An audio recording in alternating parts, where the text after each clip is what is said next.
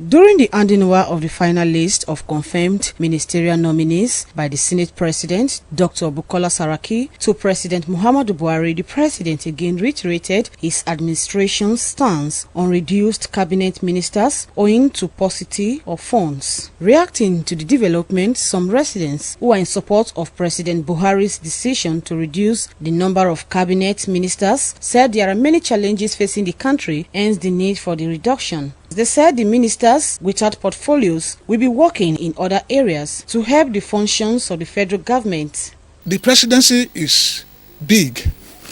The presidency covers the whole country. There is no provision in the constitution which says that there must be 36 ministries. So in other words, the 36 ministers will be there. Government is a conglomerate. They will be properly deployed. And every minister will have a job to do.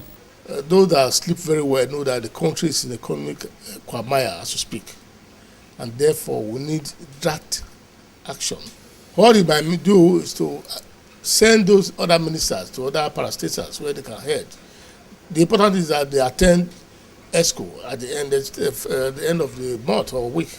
It is not a bad thing at all if they are going to have some ministers without portfolio. You are present, you can contribute your quota. It doesn't matter who implements the decision of the cabinet. So it's not a bad idea that every state must not be represented by a minister. Others who kicked against the decision of the president said all ministers who represent each state in the country should be offered portfolios. They called on President Buhari not to leave out any state in the sharing of portfolios to the ministers confirmed by the Senate.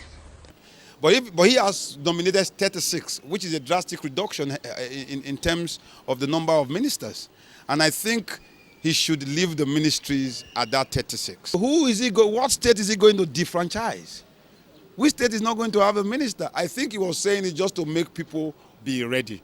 I don't think he will go through the end of the threat of appointing 36 ministers and not giving them a portfolio to handle. Cannot be broke, taking into account our human and natural endowment, for saying some of the ministers will be without portfolio. Only one minister cannot even manage a ministry like a Ministry of Education. There must be a Minister of State. There have been high expectations that President Buhari will assign portfolios to his ministers after the confirmation process of the ministerial nominees by the Senate. Patience Osayomabo reporting.